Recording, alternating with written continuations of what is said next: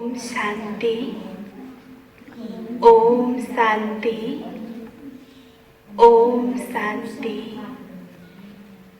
आज बाबा को 11/5 सन 2020 को साकार मुरली छ।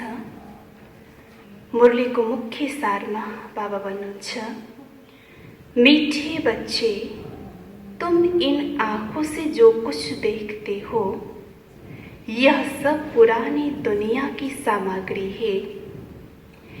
यह समाप्त होनी है, इसीलिए इस दुख धाम को बुद्धि से भूल जाओ।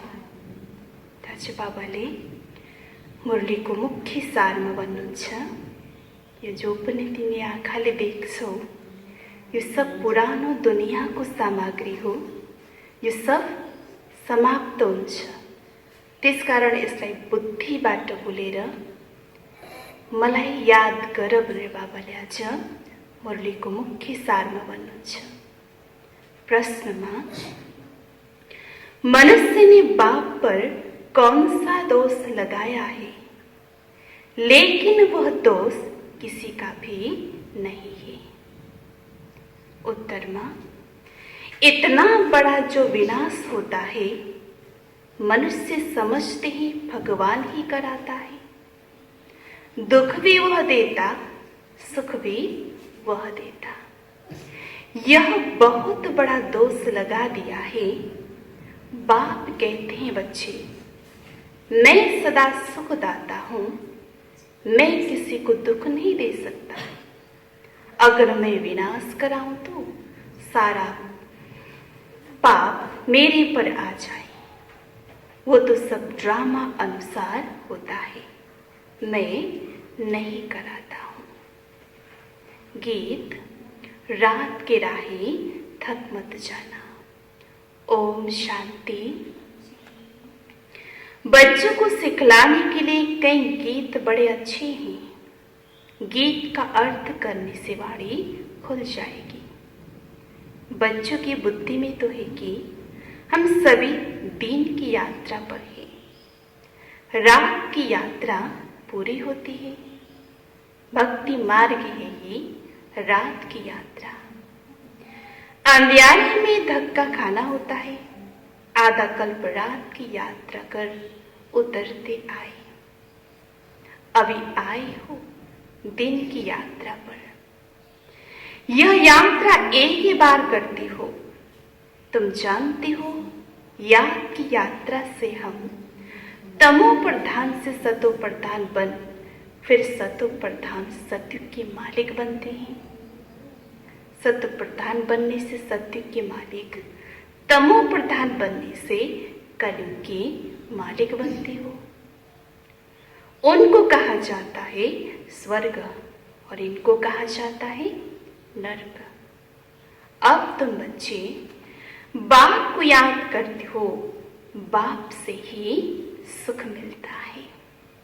और जो कुछ बोल नहीं सकती वो सिर्फ यह याद रखे, शांति धाम है आत्माओं का घर, सुख धाम है स्वर्ग की बादशाही, और अब यह है दुख धाम रावण राज्य।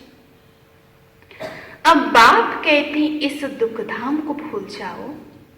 पल यहां रहते हो परंतु बुद्धि में यह रहेगी। आंखों से जो कुछ देखती हो वो सब रावण राज्य है।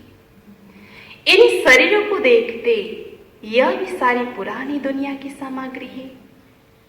यह सारी सामग्री इस यज्ञ में स्वाहा होनी है। वो पतित ब्राह्मण लोग यज्ञ रचते तो उसमें जौ तिल आदि सामग्री स्वाहा करते। यहां तो विनाश होना है। ऊंचे थे ऊंचा बाप, पीछे है ब्रह्मा और विष्णु। शंकर का इतना कोई पाठ नहीं, विनाश तो होना ही है। बाप तो विनाश उनसे कराते हैं जिस पर कोई पाप न लगे। अगर कहीं भगवान विनाश कराता है तो उस पर दोष आ जाए। इसलिए सब ड्रामा में नोट है। यह बेहद का ड्रामा है। जिसको कोई नहीं जानती। रचता और रचना को कोई नहीं जानते। यह न जानने के कारण निधन के बन पड़े हैं। कोई धनी है नहीं, कोई घर में बाप नहीं होता है और आपस में लड़ते हैं तो कहते हैं तुम्हारा कोई धनी नहीं है क्या? अभी तो करोड़ों मनुष्य है, इनका कोई धनी धोनी नहीं है। नेशन नेशन में लड़ते रहते हैं। एक ही घर में बच्चे बाप के साथ, पुरुष स्त्री के साथ लड़ते रहते हैं। दुख धाम है ही अशांति। ऐसे नहीं कहेंगे भगवान बाप को दुख रचते हैं। मनुष्य समझते दुख सुख बाप ही देते, परंतु बाप कभी दुख दे न सके। उनको कहेंगे भगवान बाप कोई दुख रचते हैं। मनुष्य समझते हैं दुख सुख बाप भी देते, परंतु बाप कभी दुख दे न सके। उनको कहा जाता है सुखदाता, फिर दुख कैसे देंगे? बाप तो कहते हम तुमको बहुत सुखी बनाते हैं। एक तो अपने को आत्मा समझो, आत्मा अविनाशी, शरीर है विनाशी। हम आत्माओं के रहने का स्थान परम धाम है, जिसको शांति धाम भी कहा जाता है। यह अक्षर ठीक है।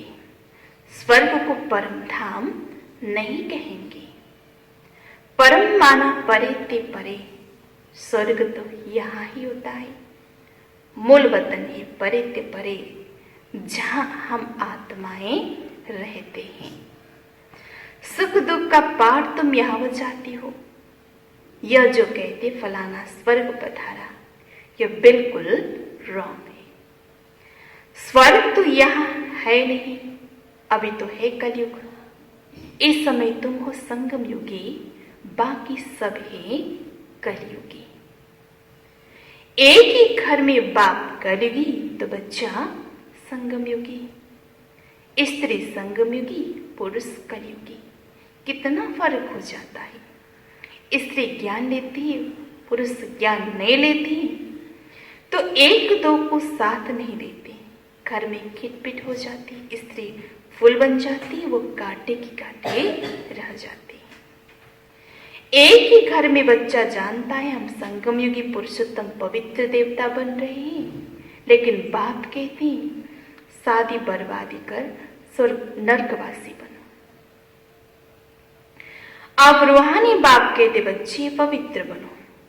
अभी की पवित्रता एक कैसे जन्म चलेगी?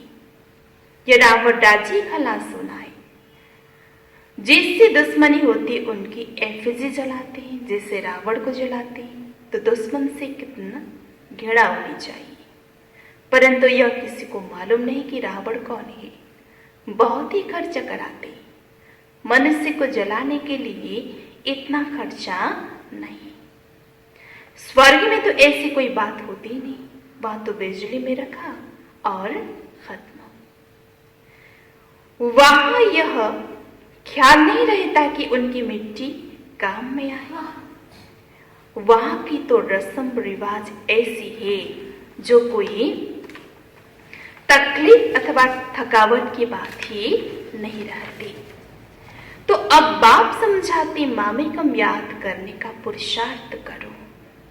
यह याद करने की ही युद्ध है। बाप बच्चों को समझाते रहते मीठे बच्चे, अपने ऊपर अटेंशन का पहरा देते रहो। माया कहां नाक कान काट न जाए, क्योंकि दुश्मन है ना। तुम बाप को याद करते हो और माया तूफान में उड़ा देती है। इसलिए बाबा कहते हैं हर एक को सारे दिन का चार्ट लिखना चाहिए कि कितना बाप को याद किया, कहाँ मन भागा। डायरी में नोट करो कितना समय बाबा को याद किया। अपनी जांच करनी चाहिए, तो माया भी देखेगी यह तो अच्छा बहादुर है, अपने पर अच्छा टेंशन रखते हैं, पूरा पहरा रखते हैं। अभी तुम बच्चों को बाप आकर परिचय देते हैं, कहते हैं बल घर बार संभालो, सिर्फ बाप को याद करो, यह कोई उन सन्यासियों मुआफिक नहीं है। भीख पर चलती फिर भी कर्म तो करना पड़ता है। तुम उनको भी कह सकती हो कि तुम हठी योगी हो। राजयोग सिखलाने वाला एक ही बाप है। अभी तुम बच्चे संगम पर हो, इस संगम को ही याद करना पड़े। हम अभी संगम युग पर पुरुषोत्तम देवता बनते हैं। हम उत्तम पुरुष अर्थात पूज्य देवता थे, अब कनिष्ठ बन पड़े हैं। कोई काम के नहीं रहे, अब हम क्या बनते हैं? मनुष्य जिस समय बैरिस्टर आदि पढ़ते हैं उसमें मर्तबा नहीं मिलता। इम्तिहान पास किया, मर्तबे की टोपी मिली, जाकर गवर्नमेंट की सर्विस में लगेंगे। अभी तुम जानते हमको ऊंची थी ऊंच भगवान पढ़ाते हैं, तो जरूर ऊंची थी ऊंच पद भी देंगे। यह एम ऑब्जेक्ट है। अब बाप कहते हैं मामिकम याद करो, मैं जो हूं जैसा हूं सो समझा दिया। आत्माओं का बाप मैं बिंदु हूं, मेरे में सारे ज्ञान है। तुमको भी पहले यह ज्ञान थोड़ी था कि आत्मा बिंदी है। उनमें सारे 84 का पाठ अविनाशी पाठ नुदा हुआ है। क्राइस्ट पाठ बजा कर गए, फिर जरूर आएंगे तो सही ना। क्राइस्ट की अभी सब जाएंगे। क्राइस्ट की आत्मा भी अभी तमो प्रधान होगी। जो भी ऊंची से ऊंच धर्म स्थापक है वो अब तमो प्रधान है। या भी कहते मैं बहुत जन्म के अंत में तमो प्रधान बना, अब फिर सतो प्रधान बनने हैं। तत्व तुम जानती हो, हम अभी ब्राह्मण बने हैं देवता बनने के लिए। विराट रूप के चित्र का अर्थ कोई नहीं जानते। अभी तुम मुझे जानते हो, आत्मा स्वीट होम में रहती है तो पवित्र है। यहां आने से पतित बनी है, तब कहते हे पतित पावन आओ, आकर हमको पवित्र बनाओ, तो हम अपने घर मुक्ति धाम में जाएंगे। यह भी पॉइंट धारण करने के लिए मनुष्य नहीं जानते मुक्ति धाम, मुक्ति जीवन मुक्ति धाम किसको कहा जाता है। मुक्ति धाम को शांति धाम कहा जाता है, जीवन मुक्ति धाम को सुख धाम कहा जाता है। यह है दुखों का बंधन। जीवन मुक्ति को सुख का संबंध कहेंगे। अब दुख का बंधन दूर हो जाएगा। हम पुरुषार्थ करते हैं ऊंच पद पाने के लिए, तो यह नशा होना चाहिए। हम अभी श्रीमत पर अपना राज्य भाग्य स्थापना कर रहे हैं।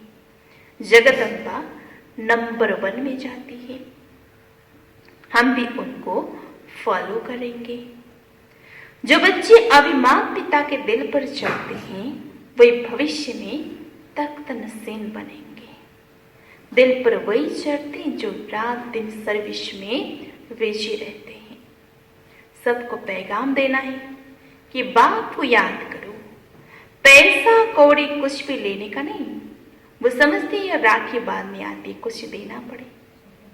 बोलो हमको और कुछ नहीं चाहिए, सिर्फ 5 विकारों को दान में दो।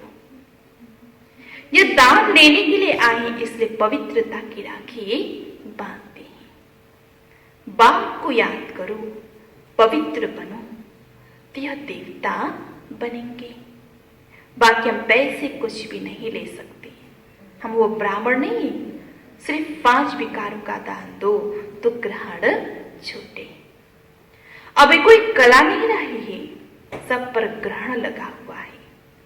तुम ब्राह्मण हो ना, जहां भी जाओ बोलो दे दान तो छोटे ग्रहण। पवित्र बनो, विकार में कभी नहीं जाना। बाप को याद करेंगे तो विक्रम विनाश होंगे और तुम फूल बन जाएंगे। तुम ही फूल थे, फिर कांटे बने हो। 84 जन्म लेते लेते गिरते ही आए हो, अब वापिस जाना है। बाबा ने डायरेक्शन दिया है।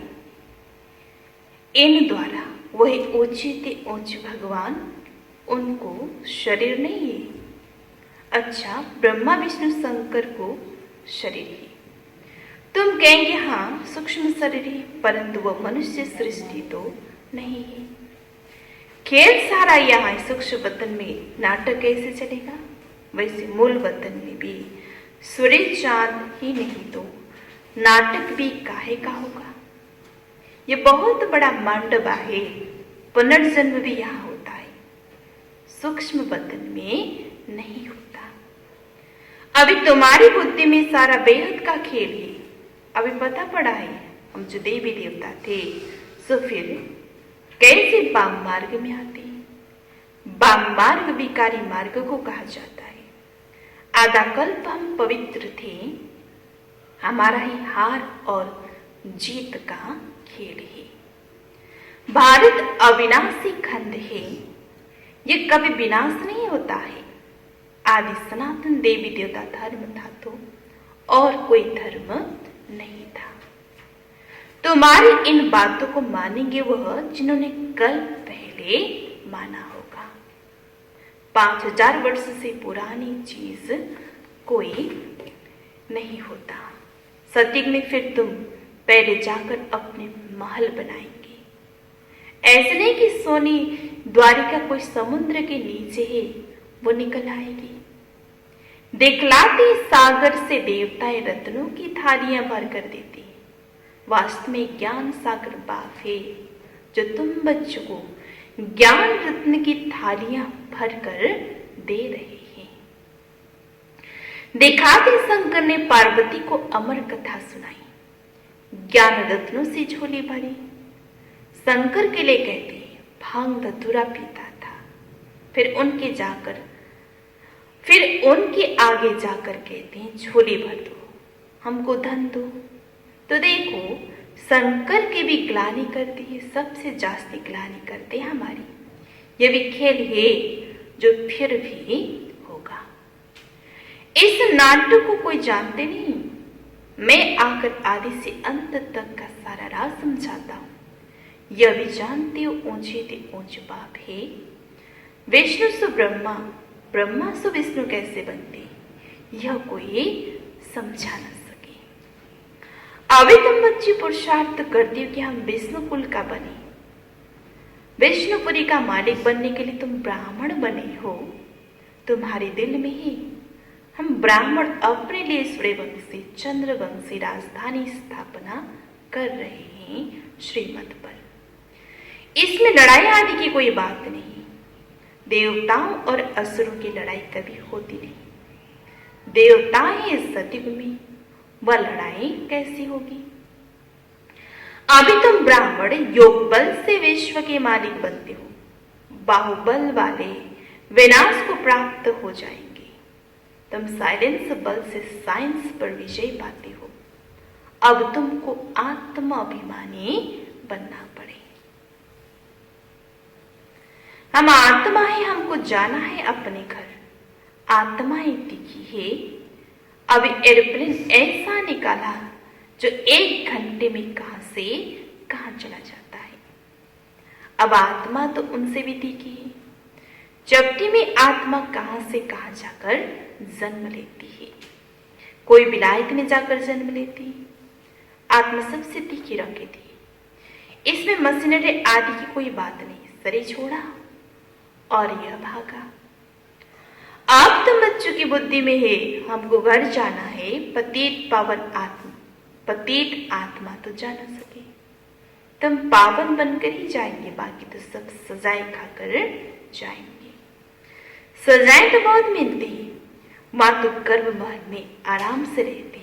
बच्चों ने साक्षात्कार किया है कृष्ण का जन्म कैसे होता है। कोई गंध की बात नहीं, एकदम जैसे रोशनी हो जाती है। अभी तुम बैकुंठ के मालिक बनते हो तो ऐसा पुरुषार्थ करना चाहिए। शुद्ध पवित्र खान पान होना चाहिए। दाल भात सबसे अच्छा है। ऋषिकेश में सन्यासी एक खिड़की से लेकर चले जाते हैं। हाँ, कोई कैसा कोई कैसे होते हैं। अच्छा, मीठे मीठे सिकिल दे बच्चों प्रति माता पिता बाप दादा का याद प्यार और गुड मॉर्निंग। रूहानी बाप की रूहानी बच्चों को नमस्ते। हम रूहानी बच्चों की रूहानी बाबा को याद प्यार गुड मॉर्निंग नमस्ते। धारणाको लागि मुख्य सारमा छ। पहिलो पॉइंट, अपने ऊपर अटेंशन का पूरा पूरा पहरा देना है। माया से अपनी संभाल करनी है। याद का सच्चा सच्चा चार्ट रखना है। दूसरा पॉइंट, माता पिता को फॉलो कर दिल तख्त नसीन बनना है। दिन रात सर्विस पर तत्पर रहना है। सबको पैगाम देना है कि बाप को याद करो। 5 विकारों का दान दो तो ग्रहण छूटे। वरदान में छ, बाप की याद द्वारा असंतोष की परिस्थितियों में सदा सुख व संतोष की अनुभूति करने वाले महावीर भव। वरदान को विस्तार में, सदा बाप की याद में रहने वाले हर परिस्थिति में सदा संतुष्ट रहते हैं, क्योंकि नॉलेज की शक्ति के आधार पर पहाड़ मुआफिक परिस्थिति भी राय अनुभव होती है। राय अर्थात कुछ नहीं, चाहे परिस्थिति असंतोष की हो, दुख की घटना हो, लेकिन दुख की परिस्थिति में सुख की स्थिति रहे, तब कहेंगे महावीर। कुछ भी हो जाए, नथिंग न्यू के साथ साथ बाप की स्मृति से सदा एक रस स्थिति रह सकती है। फिर दुख अशांत की लहर भी नहीं आएगी। स्लोगन, अपना दैविक स्वरूप सदा स्मृति में रहे तो कोई की भी व्यर्थ नजर नहीं जा सकती। ओम शांति।